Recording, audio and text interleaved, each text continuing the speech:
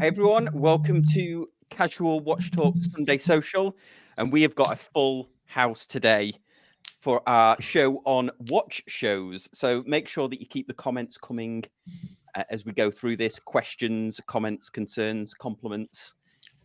Before we do that, though, shall we kick it off with a wristwatch check? Ricky, you are in the hot seat. Jesus Christ. Okay, I'll go first then, wearing? shall I? You go first. So I am wearing today my listener Dan Freak X. One of my latest pickups. Got this, I think it was back in March, went across to Geneva for the motor show. It was a bitter disappointment, a bit like working with Dave every week. But I managed to right that wrong by going across the UN boutique and picking up this little puppy.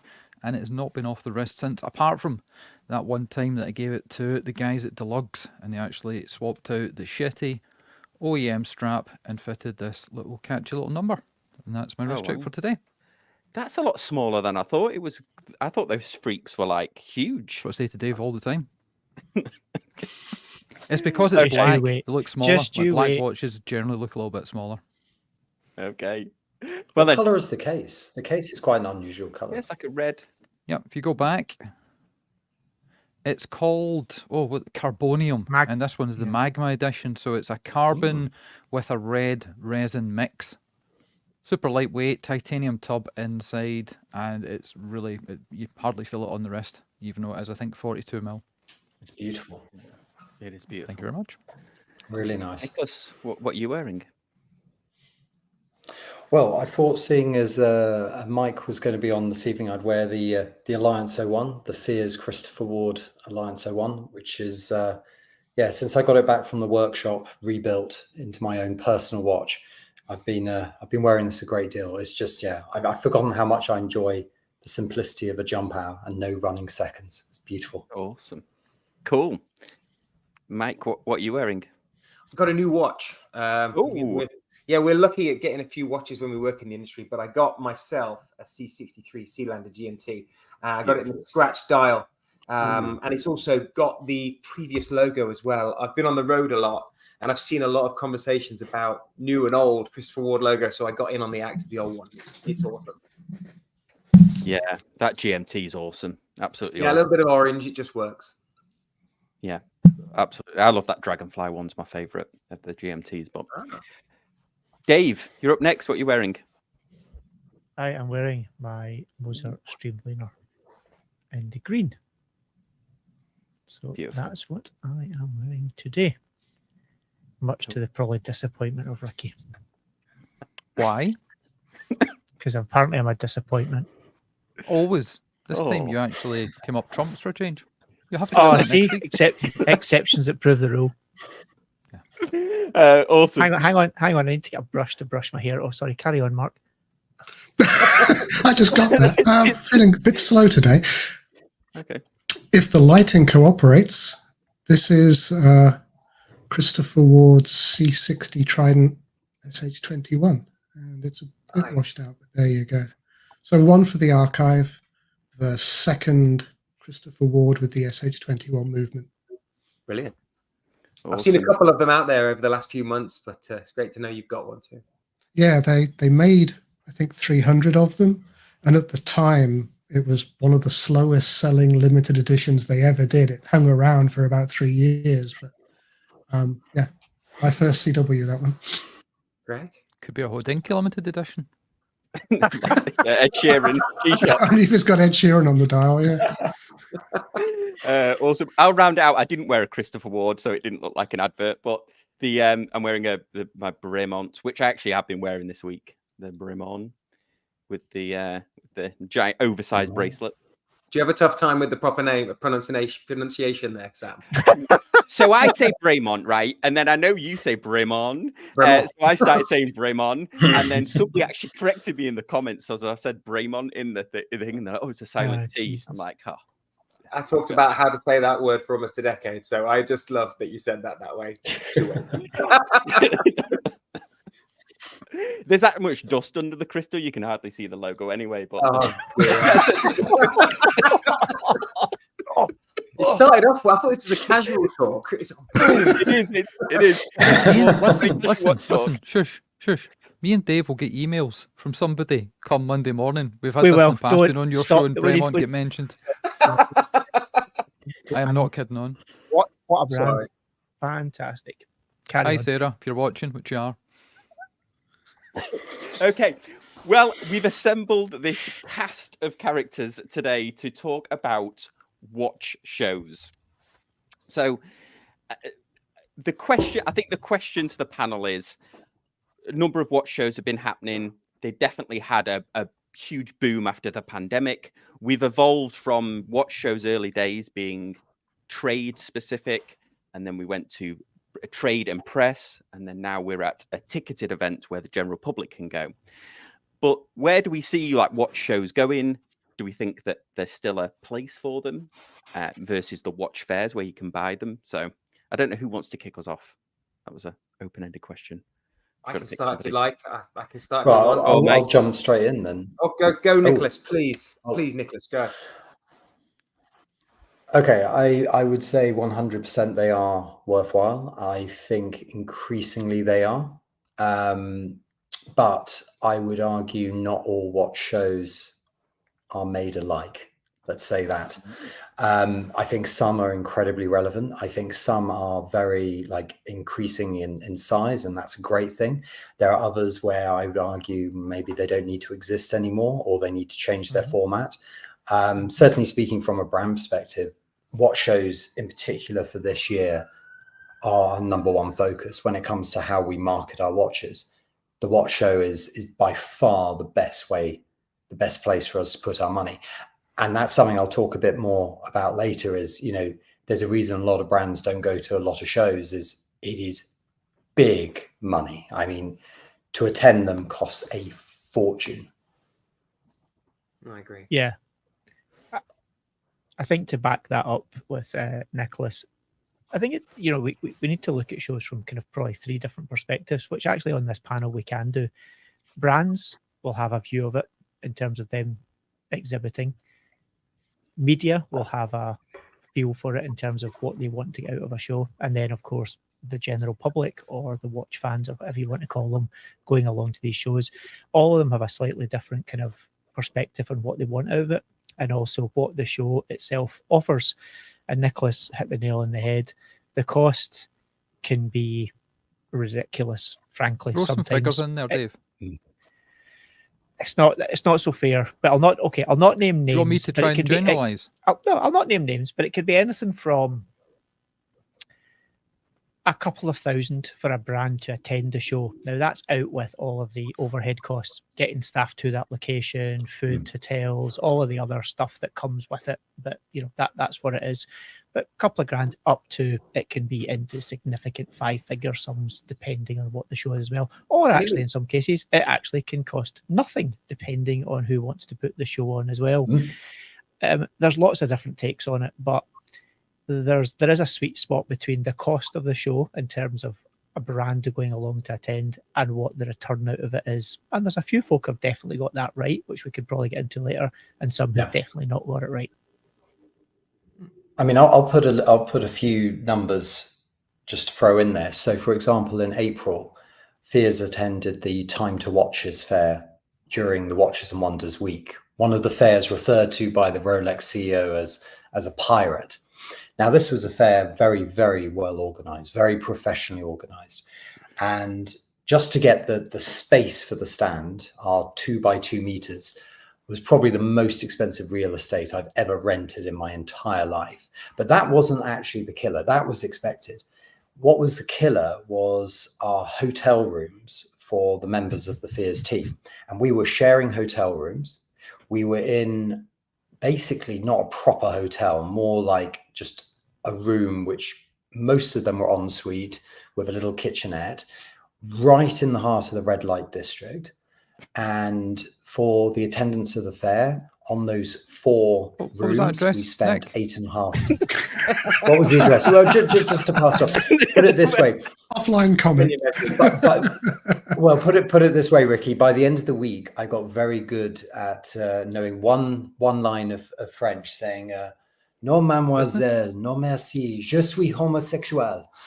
And so I ended up saying that more times than I ever have in my life.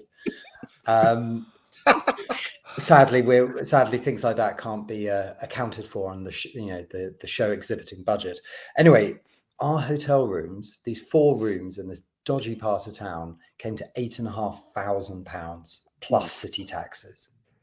That's £8,500. That's before you add in the flights, transporting everything there, the Ubers. Fortunately, the city buses are free, the food, the drink, the entertaining, all of that. And then we have to rent furniture for the stand. So you start quickly seeing how fares add up. Even when we do a fair, which I would argue is relatively simple in the UK, like British Watchmakers Day, that was a wonderful fair, very easy to attend, very, well organized. But you still got trains, cars, parking permits, hotels, food, drink, So it's probably a cost that when people come into the fair, they don't see. And why should they? They don't need to. But from a brand perspective, it can be exorbitant just to be there in the room. And, as we go through, I'll throw in some odd figures just to scare people.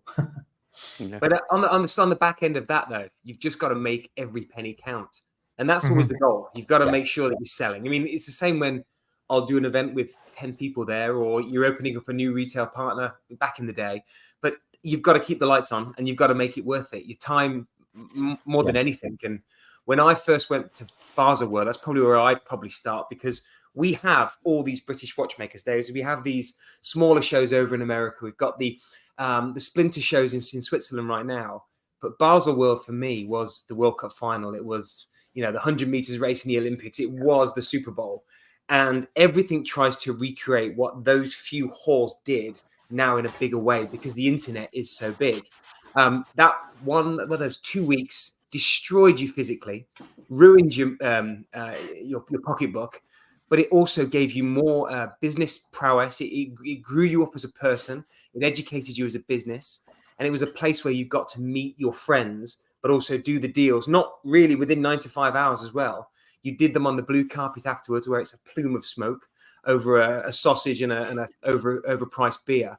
But that for me, the first impression of a show was at Baselworld. And I still feel like I am not scrambling, but I'm still trying to relive what that did to me as a person. You're and also what chasing the dragon.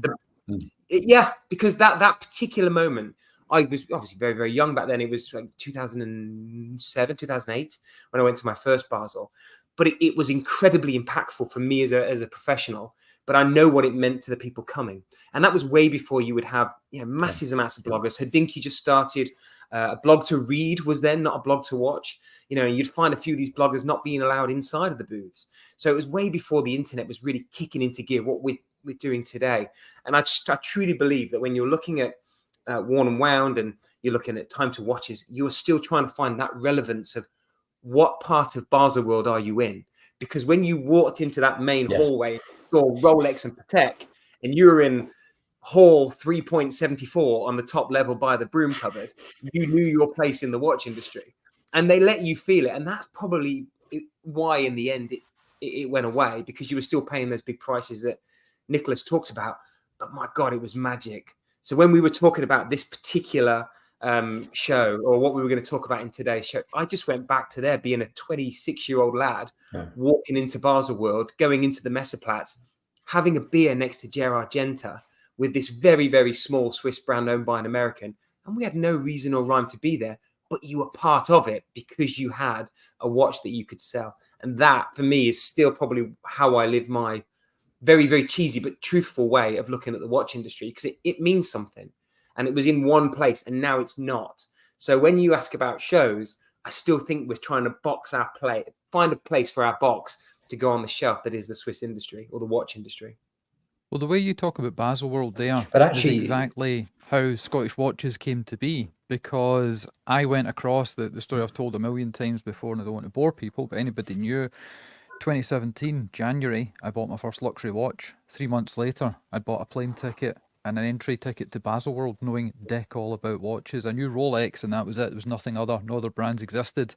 And walking through the entry to Baselworld 2017 was like walking into your first football match, your first rock concert, your first whatever it is you're now into, Comic-Con, whatever it is, the doors opened, and like you say, it was Bulgari on one side, Tag, Zenith, Hublot, Rolex. I can still imagine what it looks like just now. And there was over 1,500 exhibitors, plus the jewellery brands too. And it was only the year after that things, obviously I turned up and everything went downhill thereafter. But that was what made me just get into watches like you wouldn't believe.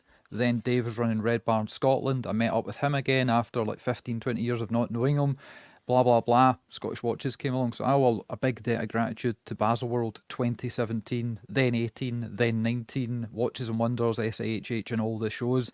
And we always say on the show, if you've got an opportunity to go to an event, Red Bar chapter local to you, or any of these British shows, these American shows, these European shows, go and check it out because you're supporting the brands.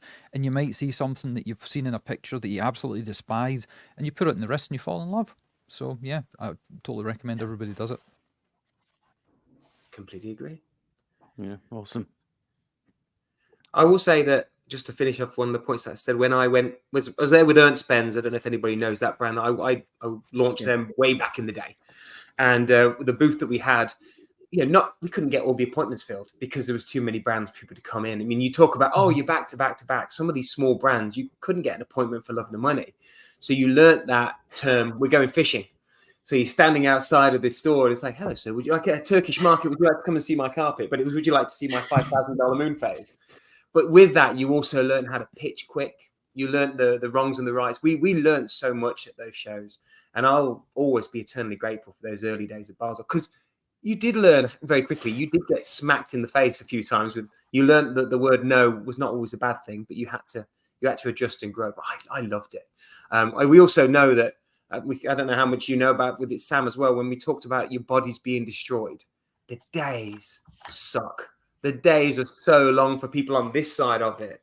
And I think sometimes when you're a retailer, when they walk in, they give you a coffee and a coffee and a coffee and a coffee, and you leave those little sandwiches, it's just stodge that you eat. We don't eat. We just drink. We survive. And try and get through the next day with water. It's crazy. And you just, and you just hope that the person who organised it paid for the padding on the carpet so your back doesn't hurt at the end. Because the show you do where they don't have that padded carpet is the week off with back pain that you're going to take. And also you learn from that one is that you never buy new shoes. My first Basel, I wore new shoes. So the blisters were like this, and I had business cards down the back of my shoes to get through the day. It was just awful. Rookie mistake, that.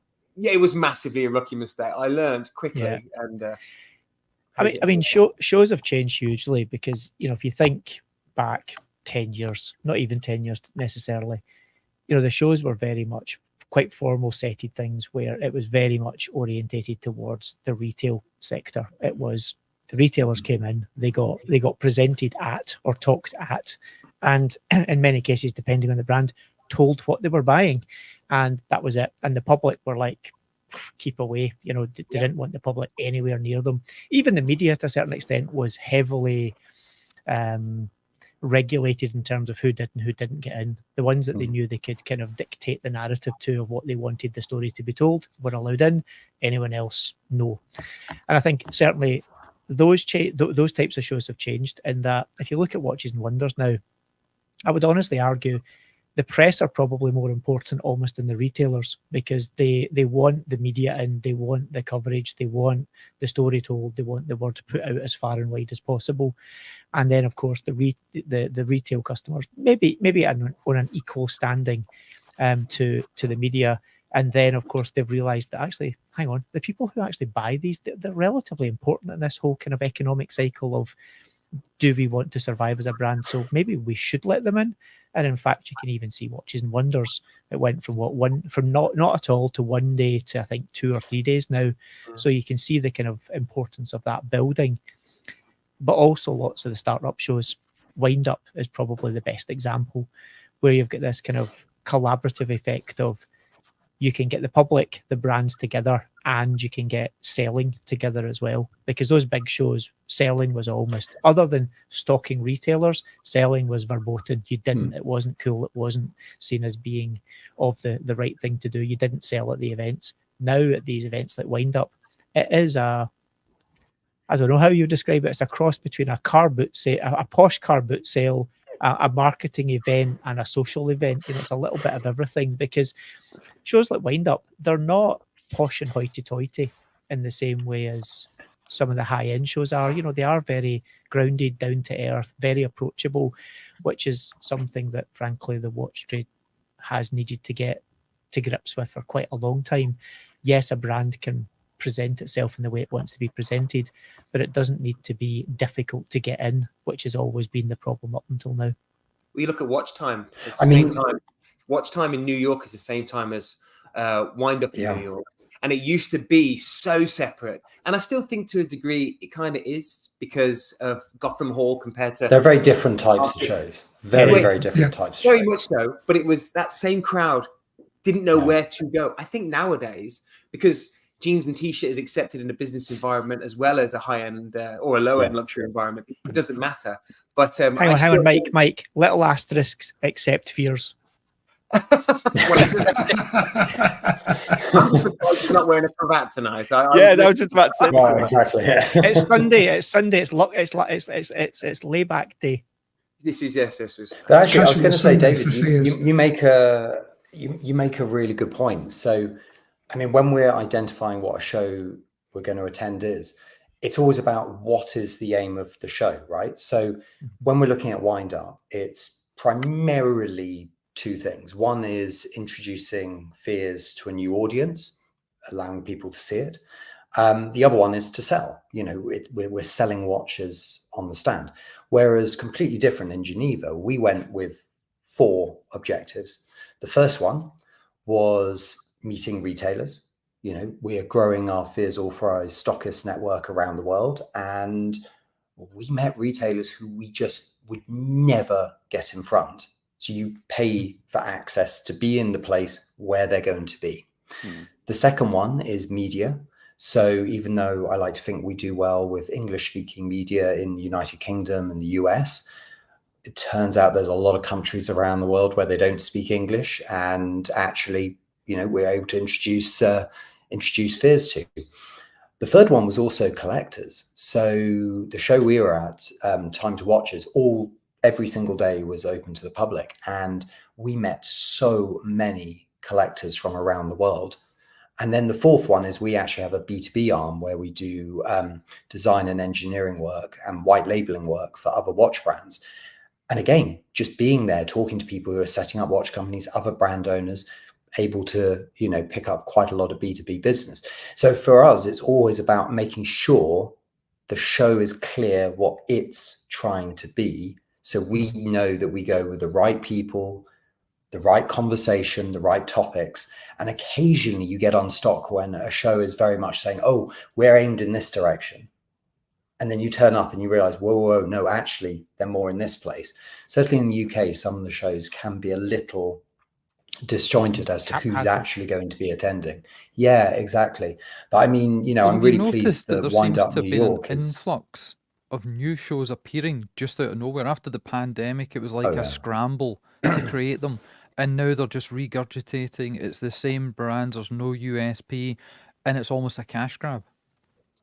Oh, well, yeah, tell me about it. I mean, we see this all the time, especially shows that usually we would always want to attend a show at least once as a visitor to see if it's any good and worthwhile.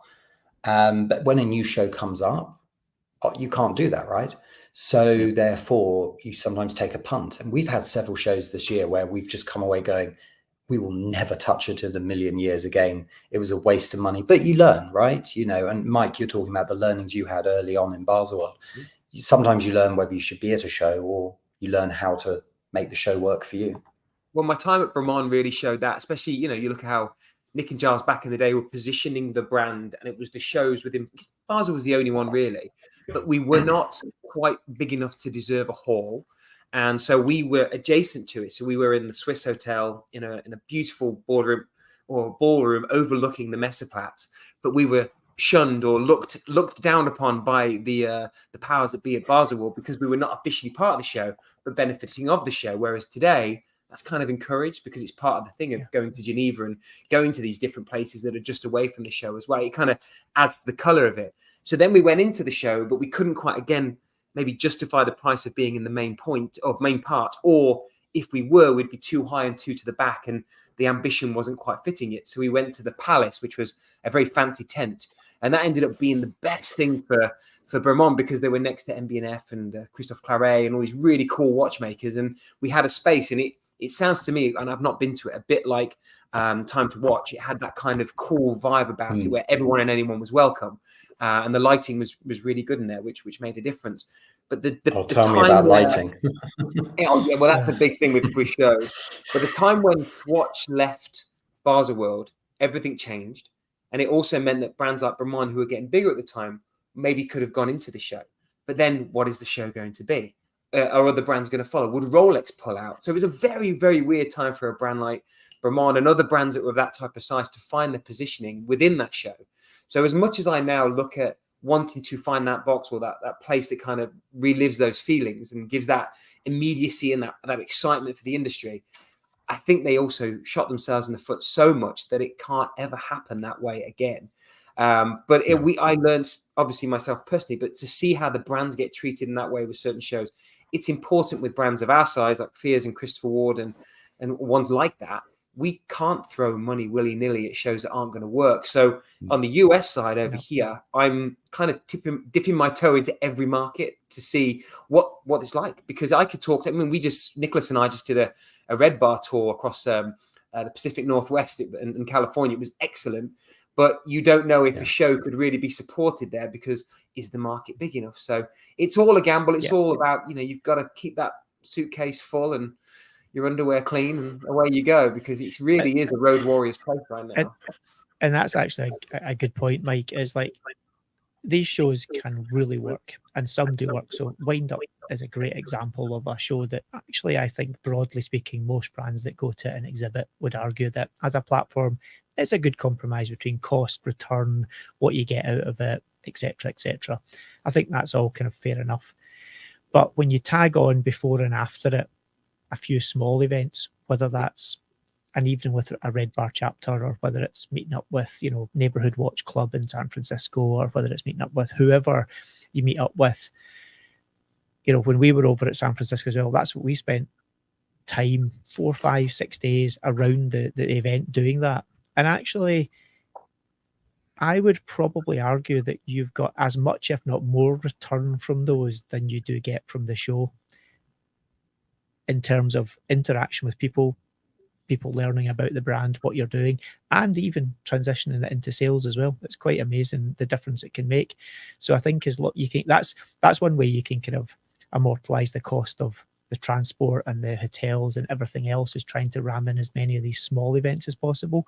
But doing these little events, I think, really does work because people appreciate them even more because they get that one-on-one time sometimes with you and or the product.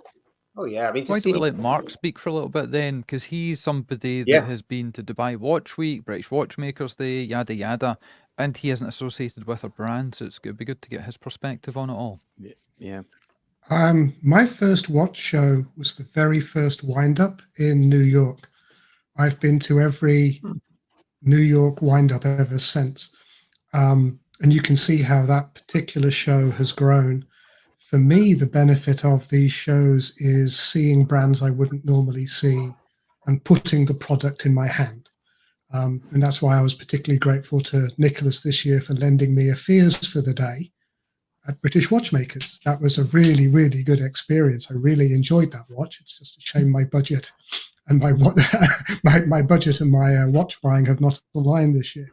I like the way that the shows have evolved to have public events, Horology Forum at Dubai.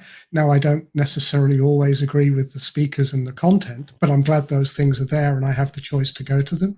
I think that adds a lot to shows.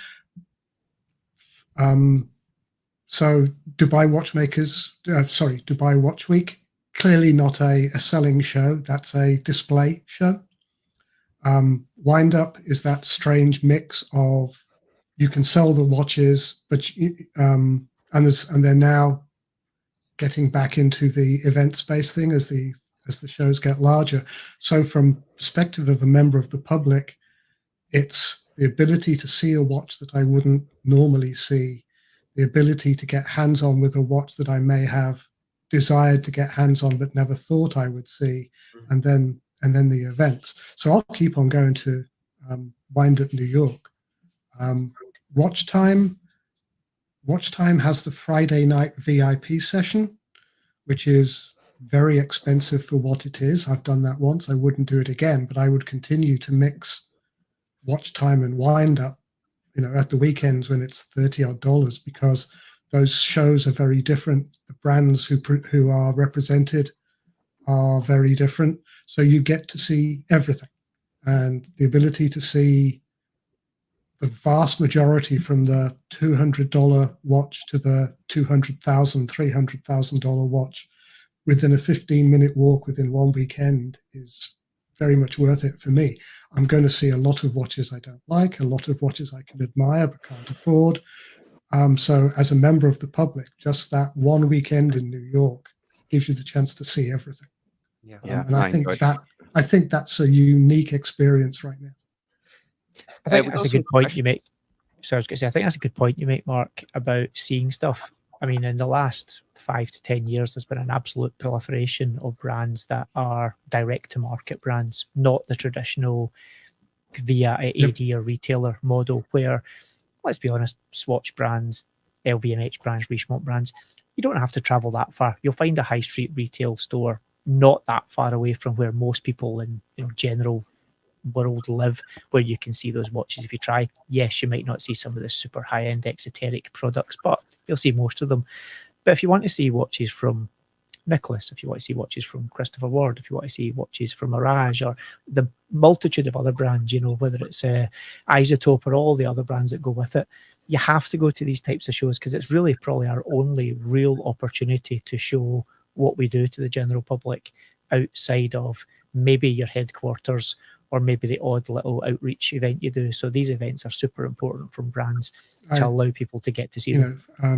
From my perspective, what keeps my desire alive for an Armin Strom is the fact that I get to see them every year at Watch Time. I still can't afford one, but every year I go, I get closer and closer to pushing that button. I know I'm going to regret it the second I push that order button, but that's what keeps me going for that gravity equals force, whatever. Me and Dave will steal is the show. Well, actually, Mark, for you. Yeah. Sorry, who wants to sell me a watch? I can go and steal one next week because we share a manufacturing facility, so I'll go and steal one for you if you want. But my name is definitely Mark when I'm stealing it. Yeah, we've got some questions. Actually, we need to. If we've got some great questions that have been filtering through for the panel. So, Brassic Time says, what does the panel think of Swatch Group staying clear of Watches and Wonders? Does it hurt Omega, Longines et al.? No. Okay, I'll answer that. I heard Tissot were going there. Tissot were going to the Wind Up in Chicago. I've heard that they kind of infiltrating in there. Yeah, I think is that question maybe more aimed at Watches and Wonders because obviously. Watching off was it one and one round? Yeah, one and round. Yeah. So that's big. Yeah, that's pretty symptomatic though of a lot of industries. My background originally was a bicycle industry, and like watches, we used to have one massive all brand show. Pretty much everyone who was everyone or anyone who was anyone went to this show. And I think a lot of industries saw this, and then as the brands got bigger and they all got a little bit of an ego about them, a lot of them began to think, do you know what? I'm going to do it myself because actually I can get more attention doing it myself. I don't need to worry about other people being distracted by other brands. And there was this kind of implosion of shows. We saw it in the watch industry. We've seen it in the cycling industry. The motor vehicle industry's pretty much done the same as well, and they all do their own little thing. And the Swatch Group is one of the biggest and most powerful groups in there, and they have an individual at the helm who I think it would be fair to say has a bit of an ego. I think that's not being unfair, and they decided to do it themselves. I don't think it's hurt them in any way. there's pros and cons to doing it both ways. Do I think they'll end up back in the fold? With the way the market is at the moment, I think they will probably tend to come crawling back. They won't say they're crawling back, but they'll come crawling back and try to get kind of integrated again in some way, I would have suspect. I do think though they did the best. They did the best Watches and Wonders PR as a Swatch group when they did the Omega Swatch. That I've never seen anything. I mean, I got a couple of them. I thought they were great, but for them to launch when they did was as ballsy as hell, and it really, really impressed me that they were like 100%. That. It was what everyone was talking about at the show. It was the. I must admit, I would love it if the Swatch group joined the pirates at Worn and Wound. Watches and Wonders. I just love Swatch to be a pirate brand there. I think that would be perfect revenge. Yeah. So next question is Mike and Nicholas. What do you take from the smaller shows, Wind Up, etc., where you come in contact with the public who comes to purchase your watches? And then he's basically said, is receiving feedback on your product the best part of these shows? Oh, 100%. I mean, there's two things that I love about Wind Up in particular for this. The first one is if you show something to someone and say, do you like it? They can give you an answer. But what you get at the shows is you can see their eyes, and people's eyes don't lie. And that for me is so important to understand what people do and don't like as to how they talk about things, how they interact with things. And this actually can then translate into product development. So for example, for many, many, many years, we've always done closed case backs. And after the umpteenth watch show where someone picks up a Fears and one of the first things they do is turn it over, and then you see it in their eyes, this look of slight disappointment that they can't see the movement, which we're talking about how well it's decorated and stuff like that. So guess what? Next month, we have open case backs coming out across the range. And that is a direct product development from being at a show for like the umpteenth time and seeing that. And then the second thing, which I find really, really interesting, and I know Mark will talk about this with Wind Up New York, people get to compare things in the room, right? So I won't name the brand, but another brand has a watch that isn't too dissimilar to one of our pieces. And we had this gent at Wind Up New York come to look at the watch, didn't want to know anything about it. It was very much like, do not talk to me. Looked at the watch, tried it on. Then he went away, came back 10 minutes later, looked at it again for about 1 minute, and then went away. And I was thinking, what is going on here? And then he came back a third time, and this time completely different. And he said, I've been wondering why your watch is 3 times the price of watch X for so long.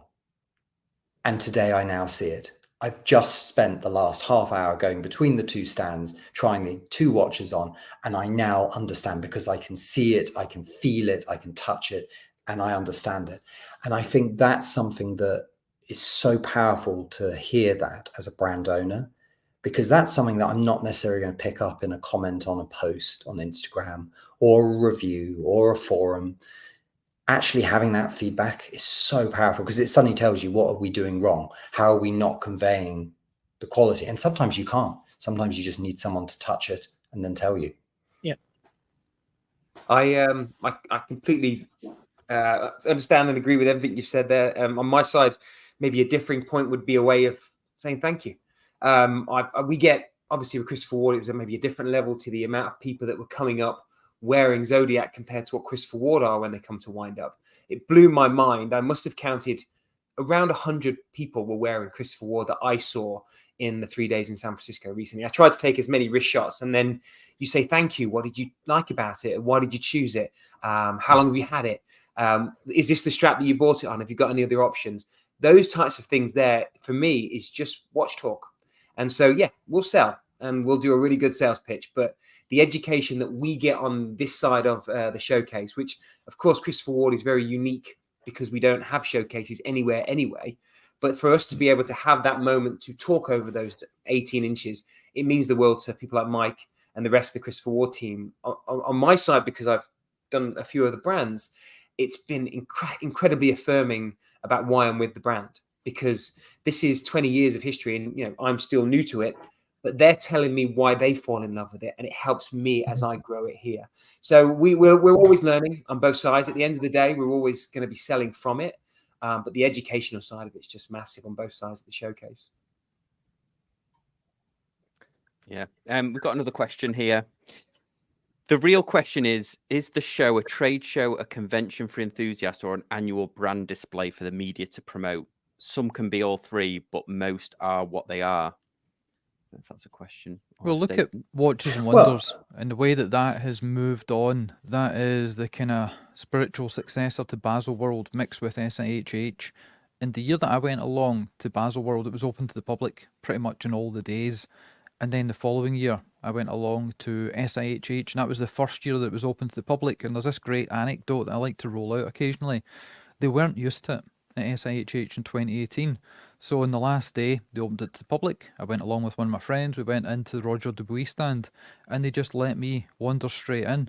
And I'm watching Dave's expression because he's going to realise which story this is shortly. And I sit down, and there's a journalist beside me, and security are like, yep, come on in, sit down. And there's a movement that's probably worth more than my house and my car combined, just sitting on the table in a little movement holder. And the woman picks it up, she examines it, puts it back down. I pick it up, not knowing what I'm doing, look at it, turn it upside down, movement falls out the holder, goes badoink, badoink, badoink, hits the actual floor, and I shat bricks. But that was their introduction to having idiots from the public like me along to that. But from there forward, Watches and Wonders this year, it was the best of all worlds. And I think, as Dave mentioned earlier, when they did no public day, one public day, a couple of public days, they're opening it up to citizen journalism. They've realised that somebody walking in that hasn't been to trade shows before, who hasn't been to media events before, is going to turn up and they're going to get to see that crazy stainless steel Daytona that they have lusted over, never seen in a window. They're going to see it behind glass, but they're going to see it, and they're going to post on their personal Instagram, they're going to share it, they're going to tag it, they're going to put it everywhere, and that is free marketing for the show and the brands. So it ticks every single box. And as much as people slag off this and they slag off the other, these shows are well worth going, even if you get to see watches behind glass, because having two eyes and seeing it in front of you is better than any other experience. I must admit, it was fun when in Dubai last year, because my wife was with me, and we were walking past the GPHG display, and she goes, "Why is your watch in that window, in that display?" I was wearing the Belcanto that day, and it was there. So you can have some very interesting moments, and you can see things that you would never see. Yeah. And I think Dubai is a unique experience because it seems very relaxed. I mean, the first day, I don't know about the later days in the show, but it's very relaxed. You can meet the CEOs, people that you would, and I'm not a celebrity CEO spotter, but a lot of the Scottish Watches team is, just get introduced to people that you would never, ever meet. And I know that's an expensive show to go to, but just that experience of meeting people that you only ever read about or you would never meet, not in terms of hero worship, but realizing they exist. That's a good part of some of the shows as well. It's the chance to meet with Nicholas firsthand, Armin Strom team, the Horage team, the CW team, all these teams that you'd never ever get to meet otherwise. That can be a good part of the show too. Big time. But when you talk about expense and price, you need to compare this for the people that are watching and listening, and us guys here just now.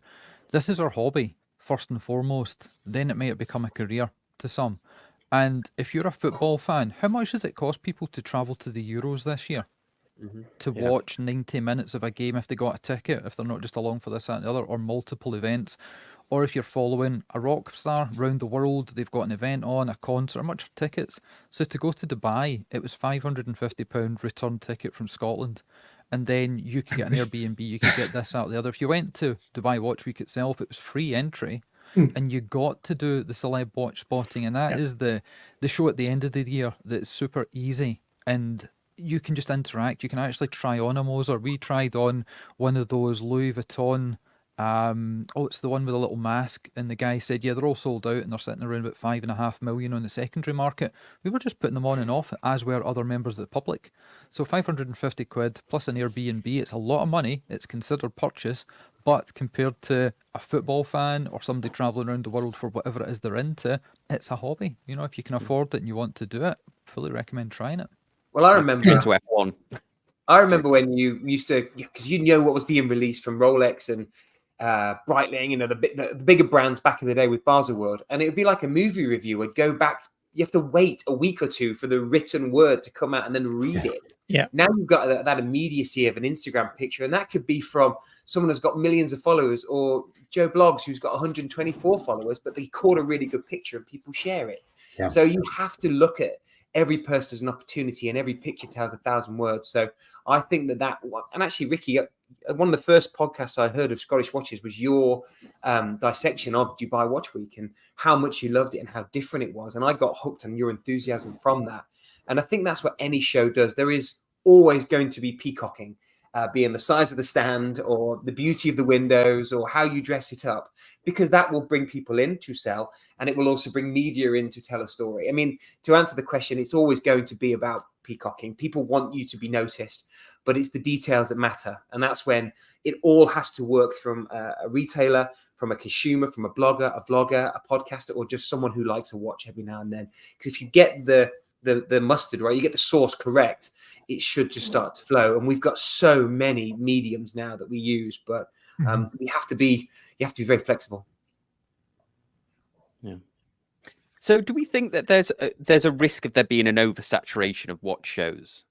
Because oh my goodness, there was. Yeah, I remember. Do you remember, David and Ricky? We chatted about this in August at Geneva Watch Days. Sat in the sunshine, and we were just saying in the UK you could see it because the number of shows meant the attendance was just going down and down and down. Yeah, and everyone was just kind of fed up. And then we got to the end of the year, and I remember, even as a company, I love watch shows. Like I'm an extrovert. I get my energy being around lots of people. By the end of the year, I was just burnt out from it. And then you also realize that people were just going, actually, I may have one weekend a month where I could go and do a watch thing. I can't do a thing every single weekend and during the week as well. And, you know, yeah, I think that was back then. Beginning of this year felt much more manageable, much more enthusiasm. But I have to say, the last few weeks, and I mean, Fears has been at 3 watch shows in 3 weeks. And it's just, I mean, I can see it in my team. They're exhausted from it. It's so many Saturdays of people traveling around the country, but also, depending on the event, people are being very specific. I'm like, I'm going to this one, but I won't go to this one. A few years ago, people would try and do all the shows. And I think that's the thing. And I think that's the difficulty. If you're thinking right now, oh, let's set up a watch show, it's a good way of making some money from the brand. And let's be honest, some watch shows like Wind Up have come out from the enthusiasm and the enthusiast, right? A good number of shows are there just to make money off the brands, off the people visiting. And those, I mean, I think that ship has sailed. I think that ship sailed a few years ago. And I'll tell you a story there. There's a little bit of a lag between when you're speaking and when you stop speaking. Sorry to interrupt. Way back at British Watchmakers Day, I bumped into somebody who was running a show that happened extremely recently, and they said, we'd love to have Scottish Watches come along. You know, you guys are great at podcasting, you've got your Instagram, you do all this, and we could bring people along, they can meet you, it'll be fantastic, we'll pay for your flights and your hotel. And I said, what kind of event is it? Oh, it's for enthusiasts, you know, it's people that love watches. And I thought, okay, is it like Red Bar? Yeah, something like that. Then brands got in touch to say, hey, Ricky, are you and Dave coming to this event? You know, the guy's telling everybody Scottish Watches are going to be one of the featured VIPs there and people can meet you. And I'm saying, why are you asking me? You're a brand. No. We're paying thousands of pounds to come to this event. And I'm thinking, what's going on here? And then I asked around to find out, is this a free to go to event? Like Red Bar's free to go to? No. You know, tickets are up to £100 per person to go along, depending on the ticket. And I'm thinking, so this person wants me and Dave to come along. Yeah, okay, you're going to pay for our cheap EasyJet. You're going to put us up in like a Premier Inn. And we're going to be no, we're not attractions, but the way he was proposing it was we were the attractions. And he was going to make tens, if not hundreds of thousands of pounds, charging the public, thousands of people entry up to £100 each, thousands of pounds per brand coming along. And we just kind of went, nope, not doing that. but this seems to be more and more. And straight after the pandemic, me and Dave went to the first London watch show before it all went completely tits up, and we looked around and we expected Del Boy Trotter to be there. It was literally Barra Boys selling Daytonas, the exact same watch at the exact same price across 20 different stalls. Yeah. And everybody went and everybody loved it because any kind of meal to a starving person is the best meal they've ever had. And straight after the pandemic, the first show was great, but that quickly lost traction. And the way that I'm seeing all these different little events popping up, it's easy to hire a hall, it's easy to stick something on Instagram and say, hey, everybody come along. And then you invite the usual folks, and there are lots of people that will turn up to the opening of an envelope. There are brands out there you will see everywhere. Great brands, but once you've seen a Grand Seiko once or a Maurice Lacroix once, you've seen them everywhere. So the fact there are so many of them is a real pain in the ass, and it's a problem because people at Fears are getting tired. People at Anordane are getting tired. Christopher Ward's team, Patrick and co, they're getting tired of every week having to come out. And it's not just a case of coming out and ruin their weekend. They've got to be back in the office Monday morning, answering emails and answering phones. So it's a real pain in the arse.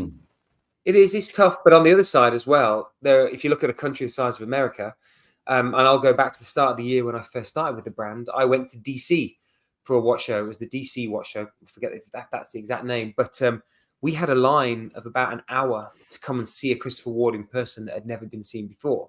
So you've got these states that are completely left alone. You think about a state as big as California or a city as important to the watch market as LA. Nobody goes there.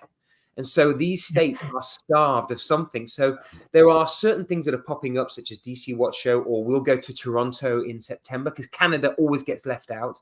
Or you've got certain brands of our size or a little smaller that are doing brand-headed events that can treat the customers like we would like to think they'd be treated, like Intersect, which we did in Atlanta and we're doing in LA. So it depends geographically where you're going to get starved of it. Patrick and all the guys over in Christopher Ward in the UK, they are working at 1,000,000 miles an hour.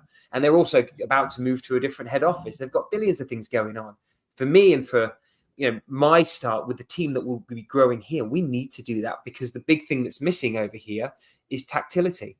And that's what these beautiful shows always offer is I love the picture. I like what you do on Instagram. I love what Ricky said on Scottish Watches. I just want to see if it's 39 or 40 on my wrist that suits me. And so we have to do the hard yards. You have to at these stages to grow trust and build bridges, all that sort of stuff. And I'm killing myself right now. I feel like Taylor Swift in skinny jeans, but I'm not done with the tour just yet.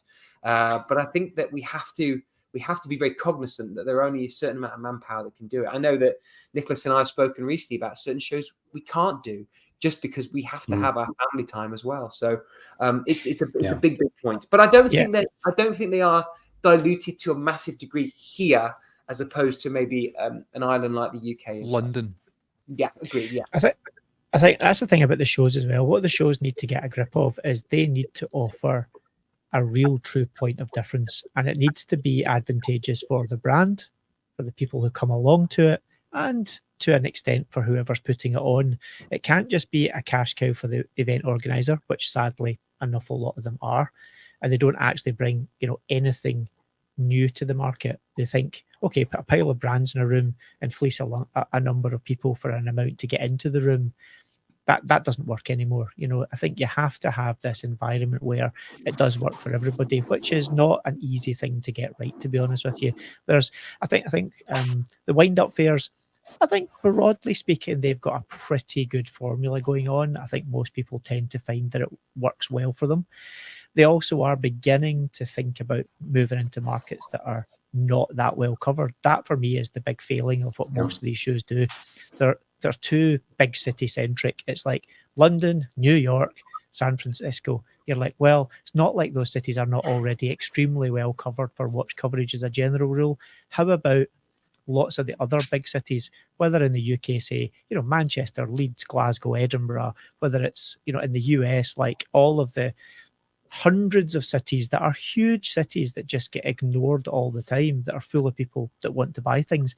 And they're the ones who actually would be super pleased to see the brands and to see a show come their way because they get ignored by and large. I did an event on Friday, Dave, in Orlando, and everyone was just saying, thanks for coming. No one knows that we actually like watches here. And it was a red bar, but there was 100 people there that touched 1,000 others. So Yeah, we did. We did an event this weekend in Germany. A market that is a tough market. Germany is a tough audience. There's no two ways about it. The German consumer is not an easy consumer, and I don't mean that in a disparaging way. They're pretty high standards about what they want, but nothing ever happens in Germany watch-wise in any real sense. And if it does, it's occasionally Stuttgart or somewhere like that. But that was amazing because folk were like, oh, I can't believe you've come to see us. It was like they genuinely were like, you came? We're like, yeah.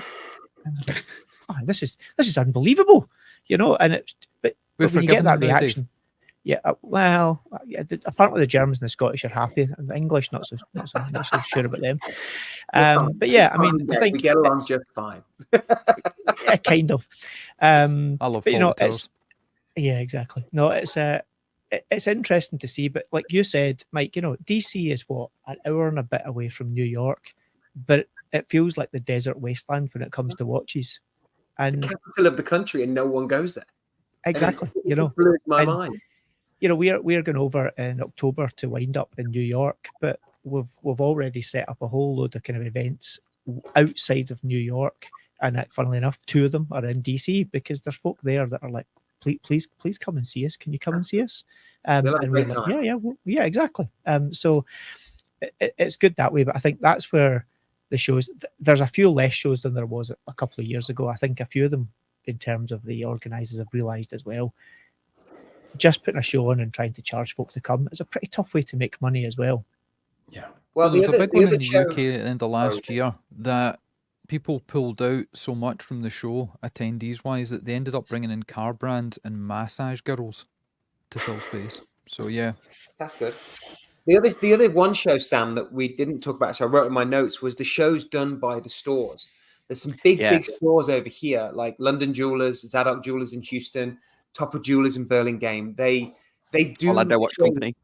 Of course. Well, they bring people and bring brands in under their roof because they obviously invest money in the brands, but they do it within their stores as well. And they've been incredibly exciting to be a part of as well. So it doesn't just have to be in Switzerland or events that the brands are hosting or wind up. The stores are doing it as well. So my overarching feeling is just, if there's a space and there's a reason to go, like Ricky says.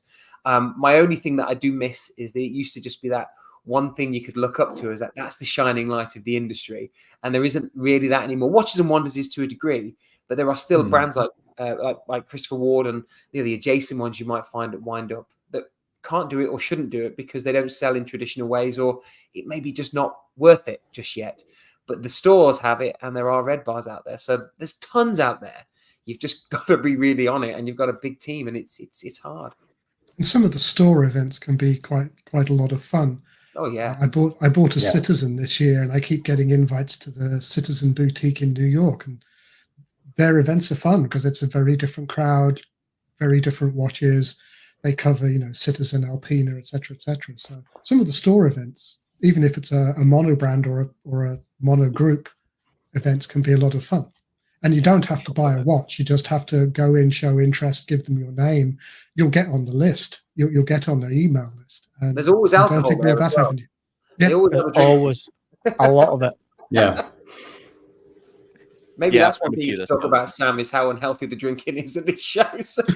Yeah, well, I'm in the truck. We in the industry that I'm in, which is trucking. There's a lot of drinking, but there's a lot of trade shows, and it's some of the figures that you're saying. I mean, one of the trade shows that we went to, the carpet cost $5,000. And it was the padded one, but yeah, there's and that's what happened last year in our industry. We were trade show after trade show after trade show. A lot was springing up, and now this year we are going more focused and more condensed. And we're actually finding in our industry very similar. That's the local, the trucking association events that are at hotels and stuff are actually where we're having some of the most interesting conversations and meeting people and stuff. So yeah, and somebody I think Mark said similar in the mining industry, mining sector. Yeah, my work is in the mining sector, and it's wall-to-wall sponsored events. Believe me, the watch world does not want to go down that pathway. It ends very badly. Yeah. Awesome. Cool. Well, we're nearly at the end here, but was there any final thoughts? I mean, that was an awesome topic. We sort of covered it from all angles there. I think my final point I would like to say is, yes, it's one thing having the dream of what you want to get out of a show as a brand, but really, yeah, to go to Mike's thing about saying thank you, the shows only really work if the enthusiasts come. And so, I'm aware for a lot of people, it means taking, it's their weekend away from family to come and follow their hobby. And so for me, I always say, it's a big thank you to everyone who does actually turn up, come through the door, and hopefully come and see the Fear stand. But if not, at least be in the room, help create that buzz and that excitement, because without the enthusiasts, there would be no shows. And for a lot of brands, there would be no brands. So, yeah. I think, and I would don't want to sound like I'm complaining, because it's wonderful to actually have people in the room who are passionate about what I enjoy spending far too many hours of my life doing. Oh, God. And I would say, as a member of the public, if you've never been to a show, try and go. If you're lucky enough to live in Europe and it's a £50 flight to Geneva, I have to say I'm jealous of that.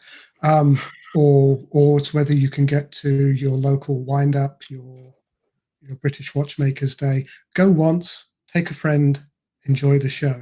You may never go to another one. You may say this is not for me, but it's an experience you should try. The opportunity to get hands-on with stuff.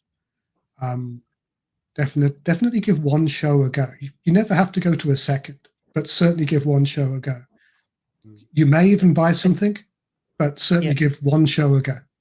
If you don't buy anything, there's really good swag at nearly every table as well. So get your stickers and you get your bookmarks or a bag or a hat. It's worth it just for the swag alone. Or your Fears wrist measuring tape. I can see mine just out of sight. Yeah. And the badges. And don't be shy. Come and ask questions. There's nothing.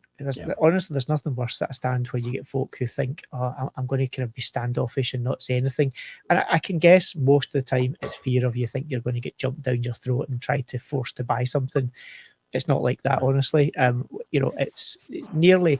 I'm sure there's the odd brand that might be like that, for sure. But the vast majority of brands just want to talk to you. We want to talk to somebody about something that we enjoy talking about, and we will talk aimlessly and endlessly at you about it.